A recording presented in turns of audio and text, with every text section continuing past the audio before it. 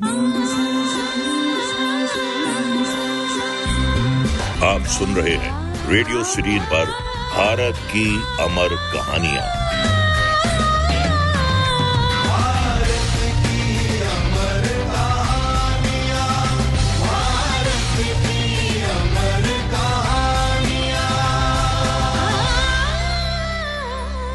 हमारा भारत, जिसकी प्राकृतिक और भौतिक संपन्नता किसी से छिपी नहीं है, सदियों से इसे हथियाने की कोशिशें होती ही रही हैं, लेकिन भारत के वीर सपूतों ने किसी को कामयाब होने नहीं दिया। अपनी मातृभूमि की रक्षा के लिए लहू की आखिरी बूंद तक बहाने वालों में राजपूत कभी पीछे नहीं रहे।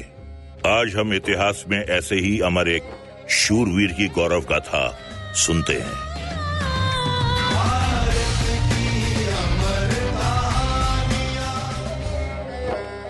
12वीं सदी भारत में मुगलों के आने से बहुत पहले चौहान वंश के राजा थे राय पिथौरा यानी पृथ्वीराज चौहान, जो अंतिम स्वतंत्र हिंदू राजा थे और जिन्होंने अजमेर और दिल्ली पर राज किया।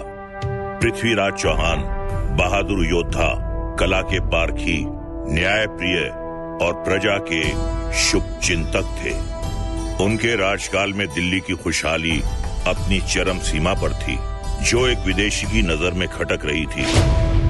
मोहम्मद शहाबुद्दीन गौरी, जो दिल्ली को हथियाने के लिए हमले की तैयारी कर रहा था। मेरे जाबाज सिपाहियों, हमें दिल्ली की सारी दौलत लूटकर गजनी लाना है, फिर हमारा मुल्क दुनिया का सबसे अमीर मुल्क हो जाएगा। शाबाश सिपाहियों, दिल्ली अब हमारी होगी। जलकार हो, हम दिल्ली जीत कर रहेंगे। हमारी होगी। जबरदस्त लड़ाई हुई, मगर शहाबुद्दीन गौरी को अंदाजा भी नहीं था कि दिल्ली के शेर को पछाड़ना उसके बस की बात नहीं है। गौरी की जबरदस्त हार हुई, उसे बंदी बना लिया गया, मगर उदार पृथ्वीराज चौहान ने शरणार्थी शहाबुद्दीन को मारा नहीं और ये वचन लेकर छोड़ दिया कि वो फिर कभी दिल्ली की तरफ नहीं देखेगा। उसी समय कन्नौज में राजा जयचंद का राज था। सत्ता के लोभी जयचंद ने दरबार में मन की बात रखी। हम सम्राट बनना चाहते हैं। महाराज, इसके लिए आपको पहले राजसूय यज्ञ करना होगा। ये ठीक रहेगा। जो भी हमारी सत्ता का विरोध करेगा उसे मिट्टी में मिला देंगे। सभी राजाओं को सूचित किया जाए, उन्हें हमारी सत्ता स्वीकार करनी ही होगी। जो आज्ञा महाराज। सभी राजाओं को सूचना भेजी गई। सभी ने जयचंद की सत्ता के आगे घुटने टेक दिए, सिवाय एक के, दिल्ली के राजा पृथ्वीराज चौहान। कन्नौज नरेश का संदेश सुनकर पृथ्वीराज बहुत नाराज हुए। पृथ्वीराज के मित्र राजकवि चंद बरदाई ने स्थिति संभाली और संदेशवाहक को खाली हाथ लौटा दिया। जयचंद के गुस्से का ठिकाना नहीं रहा। उस घमंडी की इतनी हिम्मत, वो अपने आप को क्या समझता है? सेनापति, तुरंत सेना तैयार की जाए। हम स्वयं अभी दिल्ली पे हमला करेंगे। लेकिन महाराज, राजसूय यज्ञ का समय सिर पर है। अभी हमारे पास दिल्ली पर हमला करने का समय नहीं है।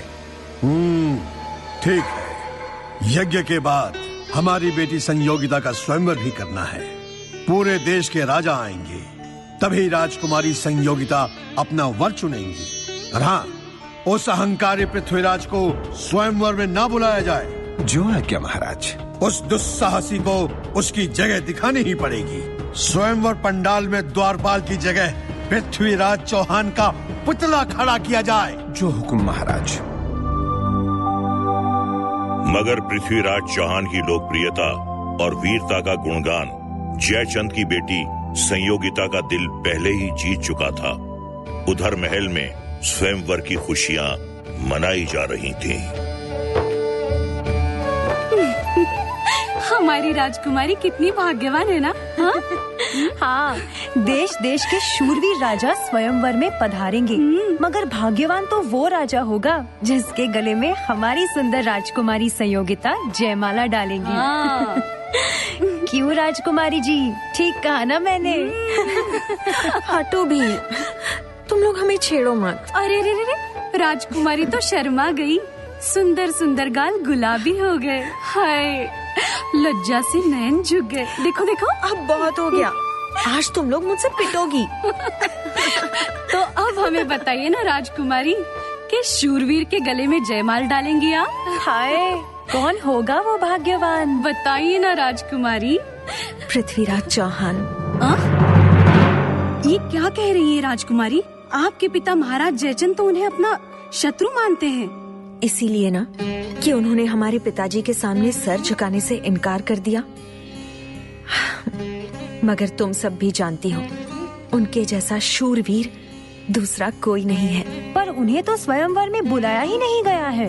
वो अवश्य आएंगे, हमारा मन कहता है वो आएंगे। गुप्तचरों ने जयचंद की योजना और राजकुमारी संयोगिता के निर्णय के बारे में पृथ्वीराज चौहान को बताया। कन्नौज की राजकुमारी की सुंदरता की चर्चा पृथ्वीराज पहले ही सुन चुके थे और राजकुमारी को चाहने लगे थे। उन्होंने अपने बचपन के साथी कवि चंद बरदाई को बुलाया। चंद, हमारा सम्मान दांव पे लगा है और हम राजकुमारी संयोगिता से विवाह करना चाहते हैं। मगर आप ये कैसे कर सकते हैं महाराज? जयचंद आपको कन्नौज में पैर नहीं रखने देगा। हमें नहीं देगा, मगर वो आप जैसे कवि कलाकार को नहीं रोकेगा। मगर महाराज, हमने सोच लिया है, हमारे 100 बहादुर सैनिक और हम आपके सेवक के वेश में आपके साथ जाएंगे। कन्नौज चलने की तैयारी शुरू कीजिए। जो आज्ञा महाराज।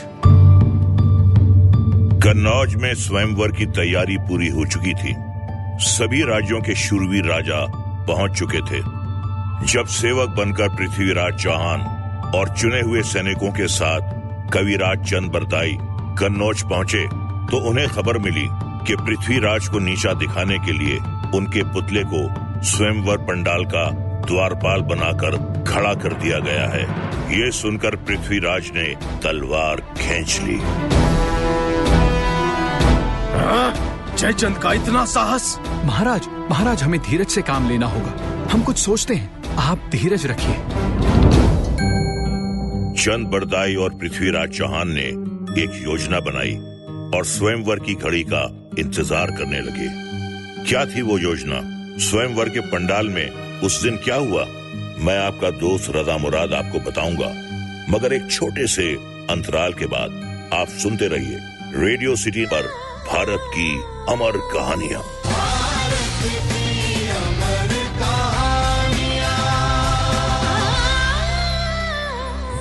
अभी तक आपने सुना 12वीं सदी में चौहान वंश के पृथ्वीराज चौहान दिल्ली के राजा थे।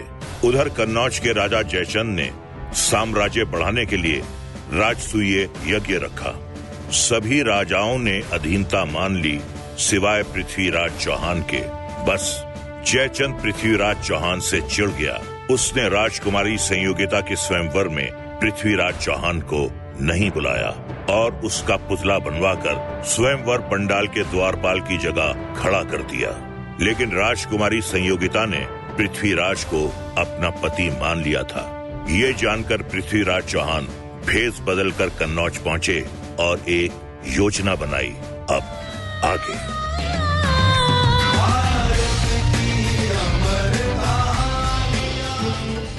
स्वयंवर पंडाल में सभी राजा पहुंच चुके थे। राजकुमारी संयोगिता ने अपनी सखी सहेलियों के साथ स्वयंवर पंडाल में प्रवेश किया। महाराजा जयचंद ने राजाओं का स्वागत किया। हमारी बेटी कन्नौज की राजकुमारी संयोगिता के स्वयंवर में आप सभी का स्वागत है। आप सभी पराक्रमी राजाओं में जिस शूरवीर के गले में राजकुमारी जयमाल डालेंगी, वो भाग्यवान हमारा जामाता होगा। आओ बेटी। राजकुमारी संयोगिता जिस राजा के पास से निकलती, उस राजा के सेवक राजकुमारी को लुभाने के लिए राजा की गौरव गाथा सुनाते रहे। पर धीरे धीरे राजकुमारी पंडाल के द्वार तक पहुंच गई, जहां पृथ्वीराज का पुतला था। अचानक राजकुमारी ने उस पुतले के गले में जयमाल डाल दी। तभी उस पुतले के पीछे छिपे पृथ्वीराज चौहान राजकुमारी संयोगिता को तूफान की तेजी से उड़ा ले गए। चारों तरफ भगदड़ मच गई। महाराज जयचंद चिल्लाए, रोको रोको, पकड़ो उसे। वीरों, तुम्हारी आंखों के सामने वो हमारी बेटी को ले जा रहा है।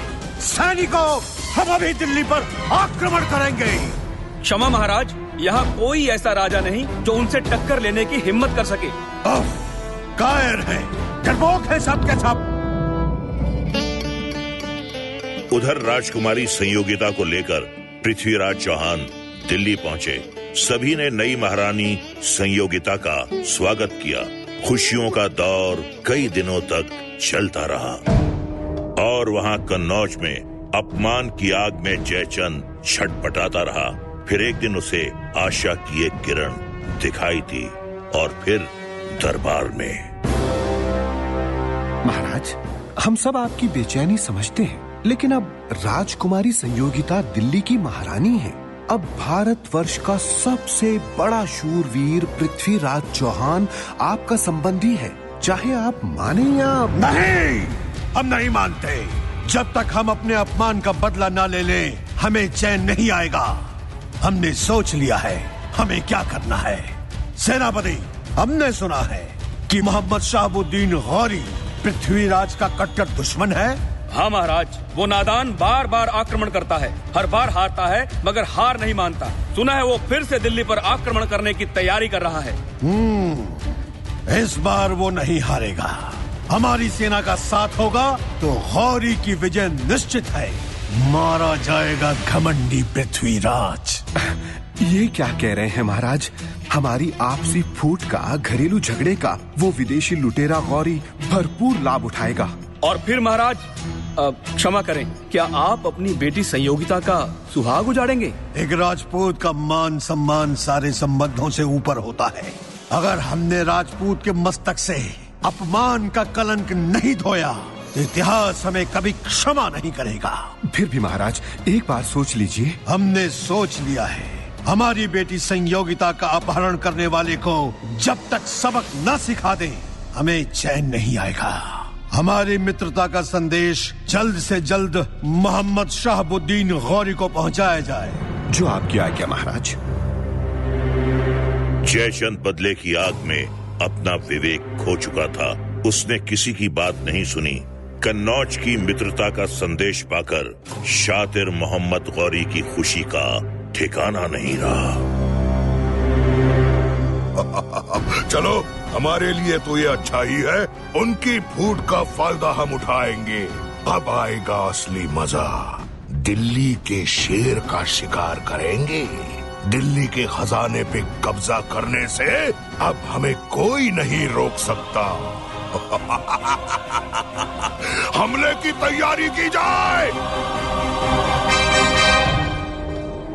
मोहम्मद गौरी की फौज जयचंद की सेना के साथ दिल्ली की तरफ निकल पड़ी। मगर क्या दिल्ली इस हमले के लिए तैयार थी? मैं आपका दोस्त रजा मुराद आपको बताऊंगा, मगर एक छोटे से अंतराल के बाद। आप सुनते रहिए रेडियो सिटी पर भारत की अमर कहानियां।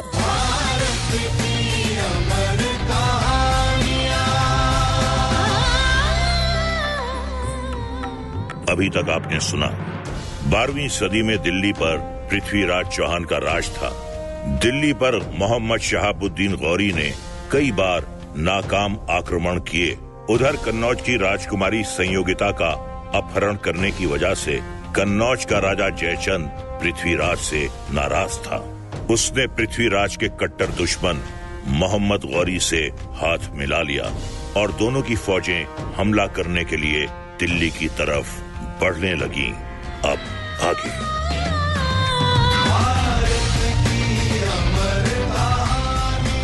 वहां दिल्ली दरबार में जयचंद के विद्रोह और गौरी के हमले की खबर से खलबली मच गई। तुरंत जवाबी हमला किया गया। तेराइन के मैदान में एक बार फिर पृथ्वीराज और गौरी आमने सामने थे। जहां पिछली बार गौरी पूरी तरह हारा था, मगर इस बार गौरी का पलड़ा भारी लग रहा था। पृथ्वीराज को घेर लो, आगे बढ़ो। धोखेबाज गौरी, इस बार तो बच के नहीं जा सकता। पिछली बार जाने दिया, वो हमारी भूल थी।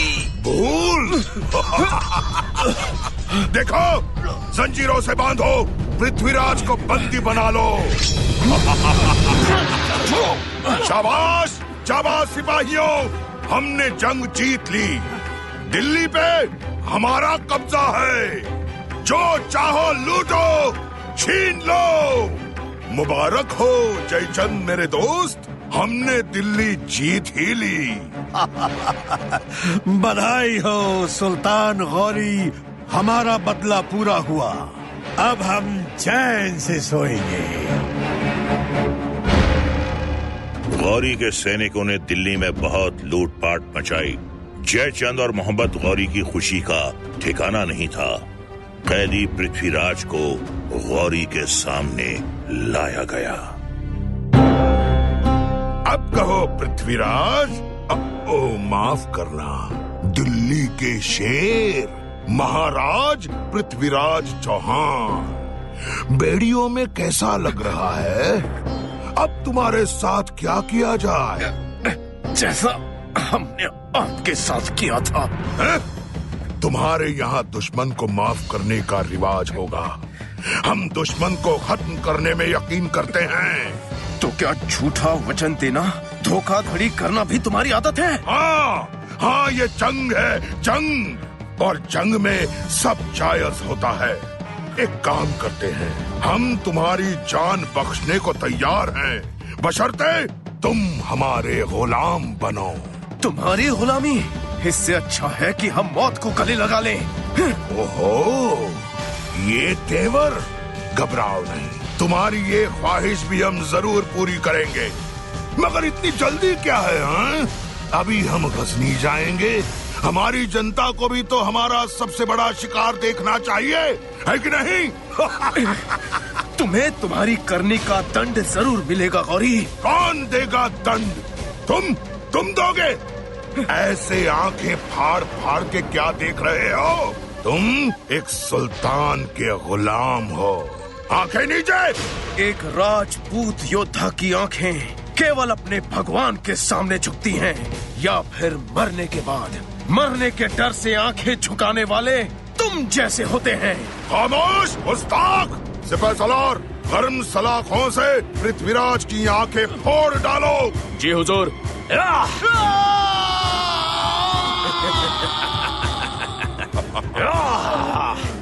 अब दुनिया देखेगी कि दहाड़ने वाला शेर भीगी बिल्ली कैसे बनता है। मगर अफसोस, तुम अपनी मौत का तमाशा नहीं देख सकोगे, है ना महाराज जयचंद? वाह मोहम्मद गौरी, बहुत अच्छे। देखिए, हमने अपना वचन निभाया। अब आपकी बारी है। गजनी लौटने से पहले हमें दिल्ली की राजगद्दी सौंप दीजिए। हाँ, जरूर जयचंद। आप साथ न देते तो हम पृथ्वीराज को कभी हरा नहीं पाते। आपको तो इनाम मिलना ही चाहिए। धन्यवाद मोहम्मद गौरी, हमें आपसे यही आशा थी। सिपाहियों, इस गद्दार को बंदी बना लो। अरे ये क्या, ये सब क्या है? शहाबुद्दीन, छोड़ो मुझे। तुम जानते नहीं कौन है हम। तुम कन्नौज के राजा थे, वो कल की बात है। आज मेरे बंदी हो।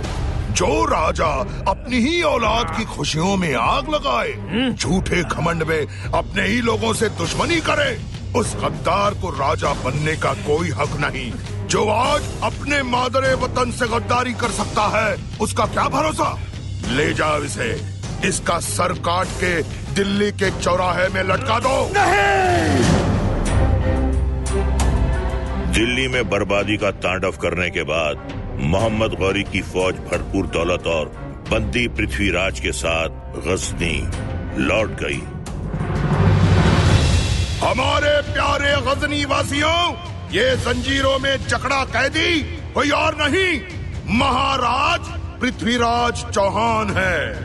जिसने पहले कभी किसी से शिकस्त नहीं खाई। मगर देखो, आज वो यहाँ अकेला, मजबूर और अंधा कैदी बनकर खड़ा है। बहुत खूब सुल्तान। उधर दिल्ली में जनता बहुत डरी हुई थी। एक गुप्तचर से जब गजनी का हाल मिला तो दिल्ली दरबार में राजगुरु जी चुप न रह सके। उस कपटी जयचंद को उसकी गलतियों की सजा तो मिल गई, लेकिन वो दुष्ट गौरी हमारे महाराज पृथ्वीराज की जान भी ले सकता है। नहीं, ऐसा नहीं हो सकता। मैं चंद बरदाई अपने मित्र पृथ्वीराज चौहान को अकेले नहीं छोड़ सकता। मैं गजनी जाऊंगा और अगर ईश्वर ने चाहा तो बहुत जल्द ही आप सब दुष्ट मोहम्मद गौरी की मृत्यु की खबर सुनेंगे। इस तरह पृथ्वीराज की सहायता का प्रण करके चंद बरदाई गजनी के लिए निकल पड़े। क्या वो अपने मित्र की मदद कर पाए? मैं आपका दोस्त रजा मुराद आपको बताऊंगा, मगर एक छोटे से अंतराल के बाद। आप सुनते रहिए रेडियो सिटी पर भारत की अमर कहानियां।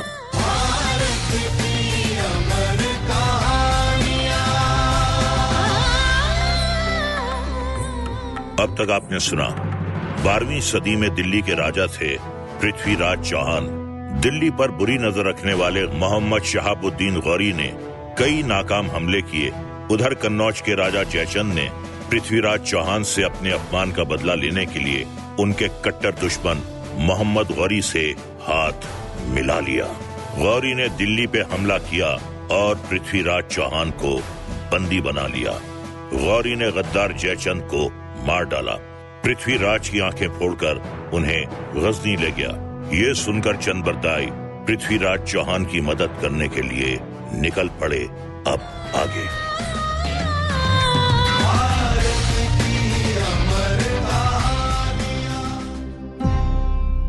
चंद बरदाई को मोहम्मद गौरी का बर्ताव देखकर हैरानी हुई। आओ आओ राजकवि चंद बरदाई, दोस्त का प्यार खींच लाया है। पृथ्वीराज तुम्हें देख के बहुत खुश होगा। चलो हम खुद तुम्हारी मुलाकात तुम्हारे जिगरी दोस्त से कराएंगे। देखो तो पृथ्वीराज, तुम्हें देखने कौन आया है? अरे अरे अरे अरे अरे, अफसोस, मैं तो भूल ही गया। तुम अंधे हो। महाराज पृथ्वीराज, मेरे मित्र चंद, ये क्या हो गया? पृथ्वीराज, मैं तुम्हारे इस दोस्त को तभी मौत के घाट उतार देता जब इसने गजनी में कदम रखने की जुर्रत की, मगर मैंने ऐसा नहीं किया। जानते हो क्यों? क्योंकि मैं चाहता था ये तुम्हें देखे और जाकर दिल्ली में बताए मोहम्मद शहाबुद्दीन गौरी ने दिल्ली के महान महाराजा पृथ्वीराज चौहान की जिंदगी मौत से कैसे बदतर बना दी है। हम चलते हैं। मित्र चंद मित्र, ये सब क्या हो गया? मैं मरने से नहीं डरता, तुम जानते हो, पर पहले मुझे उस दुष्ट मोहम्मद गौरी की मौत चाहिए। आपकी ये इच्छा अवश्य पूरी होगी। मेरे पास एक योजना है महाराज। आप गौरी से अपने अपमान का बदला ले सकते हैं। आपकी शब्द भेदी निशानेबाजी किस दिन काम आएगी? मगर चंद, ये कैसे होगा? मैं देख नहीं सकता। मुझे कैसे पता चलेगा कि गौरी कहाँ बैठा है? वो सब आप मुझ पर छोड़ दीजिए। सब कुछ तय करके चंद बरदाई मोहम्मद गौरी के दरबार पहुंचे। सुल्तान, जाने से पहले मैं आपका धन्यवाद करना चाहता हूँ कि आपने मुझे महाराज पृथ्वीराज चौहान से मिलने का मौका दिया। जाओ और दिल्ली वालों को बताओ कि उनका शेर पृथ्वीराज मोहम्मद गौरी की कैद में कैसे पड़ा है। सुल्तान, मगर निशानेबाजी में वो अभी भी आपको मात दे सकते हैं। सुना वजीर आला, अंधा निशानेबाजी में हमें मोहम्मद गौरी को हराएगा। जी हाँ, चाहे तो परीक्षा ले लीजिए। हाँ हाँ, चलो ये भी देख लेते हैं। पर याद रखो, अगर ऐसा नहीं हुआ तो हम तुम्हारा सर काट देंगे। मैदान में पूरा गजनी जमा हो गया। बंदी पृथ्वीराज चौहान को वहां लाया गया। ऊंचे आसन पे मोहम्मद गौरी बैठा था। गजनी वासियों, सुना है दिल्ली के महाराज पृथ्वीराज चौहान एक हुनर जानते हैं। वो बिना देखे ही सही निशाना लगाने में उस्ताद है। हाँ सुल्तान, यहाँ पर खड़ा हर एक आदमी मेरे महाराज की इस कला को देखकर जीवन भर नहीं भूल पाएगा। ठीक है, तारीफ बंद करो। अपने महाराज से कहो कुछ करके भी दिखाएं। चंद बरदाई की गुजारिश पर मोहम्मद गौरी ने पृथ्वीराज का तीर कमान मंगवाया। अब पृथ्वीराज तैयार थे। बंदी, निशाना लगाओ। चंद बरदाई, तुम्हारे महाराज ने कमान क्यों झुका ली? सुल्तान, पृथ्वीराज आज भी दिल्ली के राजा हैं। वो किसी और का आदेश नहीं सुनेंगे। आपको ही उनसे निशाना लगाने के लिए कहना होगा। इतनी अकड़! अगर निशाना नहीं लगा तो शान मिट्टी में मिल जाएगी, याद रखना। ये तो समय ही बताएगा। देखते हैं। 3 तीर 3 निशाने। तैयार हो जाओ पृथ्वीराज, तीर चलाओ, लगाओ निशाना। पृथ्वीराज के 2 तीर ठीक निशाने पर लगे। ऐसी सटीक निशानेबाजी देखकर सभी हैरान थे, मोहम्मद गौरी भी। तमाशा अच्छा है। चंद बरदाई, अब तीसरा और आखिरी तीर चलाने से पहले तुम भी अपनी कला दिखा दो। कोई तुकबंदी ही सुना दो। अवश्य। पृथ्वीराज की वीरता का सुन लो करूं बखान, जो भारतवर्ष की शान और दिल्ली की जान। अब सुनो पहेली पृथ्वी, सुनो लगाकर कान। 4 बांस और 24 गज, अंगुल 8 प्रमाण।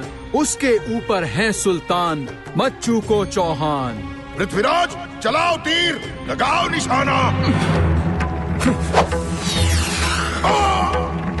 कमान से तीसरा तीर सीधे ऊंचे आसन पे बैठे मोहम्मद गौरी को जा लगा। चारों तरफ भगदड़ मच गई। पकड़ो उन्हें! पकड़ो उन कैदियों को! हर हर महादेव! पृथ्वीराज चौहान की जय! हर हर महादेव! हर हर महादेव! मेरे मित्र, मैंने बदला ले लिया। पृथ्वीराज चौहान की जय! चंद, ये अफगानी हमें छोड़ेंगे नहीं। शत्रु के हाथों मरने से अच्छा है हम